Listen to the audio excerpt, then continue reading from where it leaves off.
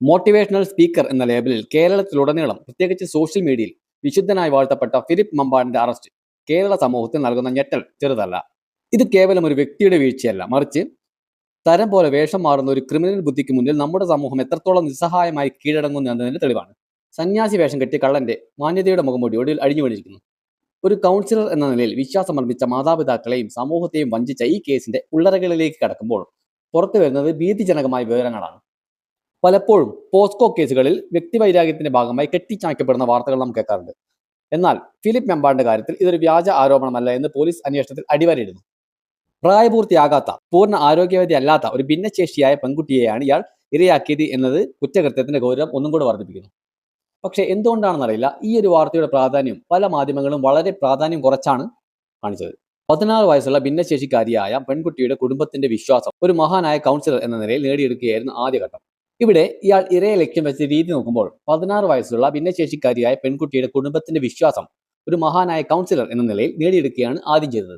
കുട്ടിയെ കൗൺസിലിങ്ങിനായി സ്വന്തം വീട്ടിൽ താമസിപ്പിക്കുകയും കൗൺസിലിങ്ങിന്റെ പേരിൽ യാത്രകൾക്കും ഹോട്ടൽ താമസങ്ങൾക്കും കൊണ്ടുപോവുകയും ചെയ്താണ് ഇയാൾ ക്രൂരമായി പീഡനം നടത്തിയത്. കേവലം ഒരു മൊഴിയുടെ അടിസ്ഥാനത്തിലല്ല പോലീസ് ഇയാളെ അറസ്റ്റ് ചെയ്തത്.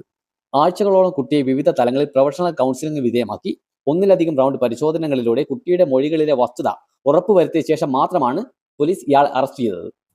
സാക്ഷികളിൽ നിന്നുള്ള വിവരങ്ങളും കുട്ടിയെ നേരത്തെ പരിശോധിച്ച പ്രൊഫഷണലുകളുടെ വിശകലനവും ഇയാൾക്കെതിരെയുള്ള തെളിവുകൾക്ക് അനിഷേധ്യമായ ബലം നൽകുന്നു. ഇത്രയും ആസൂത്രിതമായ ഒരു കുറ്റകൃത്യം മറച്ചുവെക്കാൻ ഇയാൾക്ക് കഴിഞ്ഞത് തന്റെ കപടമായ പൊതുപ്രതിച്ഛായയുടെ കരുത്തിലാണ്. സോഷ്യൽ മീഡിയയും മതപരമായ വികാരങ്ങളും എങ്ങനെ ഒരാൾക്ക് തട്ടിപ്പിനുള്ള ആയുധമാക്കാം എന്നതിന്റെ പാഠപുസ്തകമാണ് ഫിലിപ്പ് മമ്പാട്. മലബാർ മേഖലയിലെ ജനങ്ങളുടെ വൈകാരികവും മതപരവുമായ പ്രത്യേകതകൾ ഇയാൾ സമർത്ഥമായി എൻകാഷ് ചെയ്തു. ഒരു പ്രസംഗത്തിന് 2 ലക്ഷം രൂപ വരെയാണ് ഇയാൾ ഈ കപട പരിവേഷം ഉപയോഗിച്ച് ഈടാക്കിയിരുന്നത്. ഫിലിപ്പ് മമ്പാടിന്റെ പൊതുപ്രതിച്ഛായയും യാഥാർത്ഥ്യവും തമ്മിൽ നല്ല അന്തരമുണ്ട്. അതായത് ലഹരിക്കെതിരെ ഘോരഘോരം പ്രസംഗിക്കുന്ന വിപ്ലവകാരി, പോലീസ് യൂണിഫോം ഇട്ട് ജോലി ചെയ്യാതെ ലഹരി വിരുദ്ധ ക്ലാസുകളുടെ പേരിൽ കറങ്ങി നടന്ന് പണം സമ്പാദിക്കുന്നു. അതുപോലെ ഖുർആൻ സൂക്തങ്ങളും ഇസ്ലാമിക തത്വങ്ങളും ഉദ്ധരിക്കുന്ന പണ്ഡിതൻ എന്ന രീതിയിൽ MB അബ്ദുൾ സമദ് സമദാനിയുടെ മദീനയിലേക്കുള്ള പാത എന്ന വിഖ്യാത പ്രഭാഷണ പരമ്പരയിലെ ഭാഗങ്ങൾ മോഷ്ടിച്ച് സ്വന്തം എന്ന പേരിൽ അവതരിപ്പിക്കുക. ഇതൊക്കെയാണ് ഇയാളുടെ രീതി. അതുപോലെ ചെന്നൈ റെയിൽവേ സ്റ്റേഷനിൽ പട്ടിണി കിടന്ന സെൽഫ് മെയ്ഡ് താരം, അതായത് തന്റെ പ്രസംഗത്തിന് ഒരു എക്സൈറ്റ്മെന്റ് കിട്ടാൻ വേണ്ടി നിർമ്മിച്ചെടുത്ത ശുദ്ധ അസംബന്ധങ്ങൾ. അതുമാത്രമല്ല, വിദേശ സർവകലാശാലകളിൽ പദവികൾ അലങ്കരിക്കുന്ന പ്രതിഭ, നഴ്സിംഗ് റിക്രൂട്ട്മെന്റ് തട്ടിപ്പിന് 1.5 വർഷത്തോളം ബെൽജിയത്തിൽ തടവ് അനുഭവിച്ചു. ഖുറാനിലെ 114 സൂറത്തുകളെ കുറിച്ചും വാചാലനായി അന്യമതസ്ഥരുടെ സ്നേഹം പിടിച്ചു പറ്റിയാൽ യഥാർത്ഥത്തിൽ ആ മതസമൂഹം അർപ്പിച്ച വിശ്വാസത്തെ പണമാക്കി മാറ്റുന്ന ഒരു കച്ചവടക്കാരൻ മാത്രമായിരുന്നു. എന്നാൽ അയാളുടെ ഈ ബാഹ്യമായ വികാര പ്രകടനങ്ങൾക്കുള്ളിൽ ഒളിപ്പിച്ചു വെച്ച ക്രൂരമായ വ്യക്തി ജീവിതം മറ്റൊന്നായിരുന്നു. വാക്കുകൾ കൊണ്ട് മാന്ത്രികത തീർക്കുന്ന ഇയാളുടെ സ്വകാര്യ ജീവിതം ഒരു കടുത്ത ക്രിമിനലിൻ്റെതായിരുന്നു. ഇയാളുടെ പ്രസംഗങ്ങളും യഥാർത്ഥ ജീവിതവും തമ്മിലുള്ള വൈരുദ്ധ്യങ്ങൾ പരിശോധിച്ചാൽ ഏതൊരുത്തനും ഞെട്ടിപ്പോവും. ഇതുകൊണ്ടൊന്നും ആയില്ല, ഇയാളുടെ ക്രൂരത വീട്ടിലുമുണ്ട്. റോഡ് ഗോൾഡ് മാല ധരിക്കുന്ന ഒന്നിനും കഴിവില്ലാത്ത മേരിക്കുട്ടി എന്ന തന്റെ അമ്മയെ പൊന്നുപോലെ നോക്കണമെന്ന് പ്രസംഗിച്ച് ഇയാൾ ആയിരങ്ങളെ കരയിപ്പിച്ചു.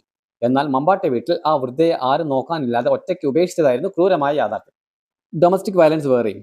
ടെലിവിഷൻ ഷോയിൽ മാതൃകാ ഭർത്താവ് അവാർഡ് വാങ്ങിയ ഇയാൾ വീട്ടിൽ ഭാര്യയെ മൃഗീയമായി മർദ്ദിക്കുമായിരുന്നു.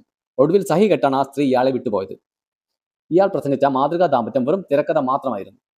കൂടാതെ സ്ത്രീകളോടുള്ള മോശം പെരുമാറ്റം. പ്രശ്നപരിഹാരത്തിനായി തന്നെ സമീപിക്കുന്ന സ്ത്രീകളെ പോലും തന്റെ തമോ ഗുണത്തിലേക്ക് വലിച്ചഴിക്കാൻ ഇയാൾ ശ്രമിച്ചു. കൗൺസിലിങ്ങിന് എത്തുന്നവരെ ചൂഷണം ചെയ്യുന്ന ഒരു സ്ത്രീലമ്പടനായിരുന്നു ഇയാളെന്ന പല റിപ്പോർട്ടുകളും ഇപ്പോൾ പുറത്തു വരുന്നു. ഈ വ്യക്തിപരമായ വൈകൃതങ്ങൾ ഇയാൾ ഒരു മോട്ടിവേഷൻ സ്പീക്കർ എന്ന നിലയിൽ നടത്തിയ എല്ലാ പ്രസംഗങ്ങളും വെറും കാപട്യമായിരുന്നുവെന്ന് ഉറപ്പിക്കുന്നു. ഇനി ഈ കപടമുഖം എങ്ങനെ രൂപപ്പെട്ടു എന്നറിയാൻ ഇയാളുടെ ഭൂതകാലം പരിശോധിക്കേണ്ടത് വളരെ അനിവാര്യമാണ്.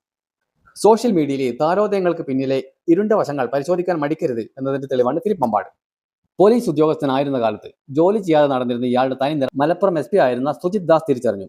ഇതിനെ തുടർന്നുണ്ടായ അന്വേഷണത്തിൽ പണി തെറിക്കുമെന്ന് ഉറപ്പായപ്പോൾ താൻ ലക്ഷങ്ങൾ ശമ്പളമുള്ള ജോലിയിലേക്ക് മാറുന്നു എന്ന വ്യാജ പരിവേഷം നൽകി ഇയാൾ സ്വയം വിരമിക്കൽ വാങ്ങി ഓടി രക്ഷപ്പെടുകയായിരുന്നു. നഴ്സിംഗ് റിക്രൂട്ട്മെന്റിന്റെ പേരിൽ ലക്ഷങ്ങൾ തട്ടിയെടുത്ത കേസിൽ ബെൽജിയത്തിൽ 1.5 വർഷത്തോളം ഇയാൾ ജയിൽ ശിക്ഷ അനുഭവിച്ചിരുന്നു. ഈ ക്രിമിനൽ റെക്കോർഡ് മറച്ചു വെച്ചാണ് നാട്ടിൽ വന്ന ഇയാൾ മോട്ടിവേഷണൽ ഗുരുവായത്. ക്രിമിനൽ ബുദ്ധി ഉപയോഗിച്ച് നിയമത്തെയും സമൂഹത്തെയും കബളിപ്പിക്കാൻ ഇയാൾക്ക് ഏറെക്കാലം സാധിച്ചു. എന്നാൽ ഒരു കുറ്റവാളിയും അധികകാലം വെളിച്ചത്തിൽ നിന്ന് ഒളിക്കാൻ കഴിയില്ല എന്നതിന്റെ ഒരു പാഠമാണ് ഈ അറസ്റ്റ്.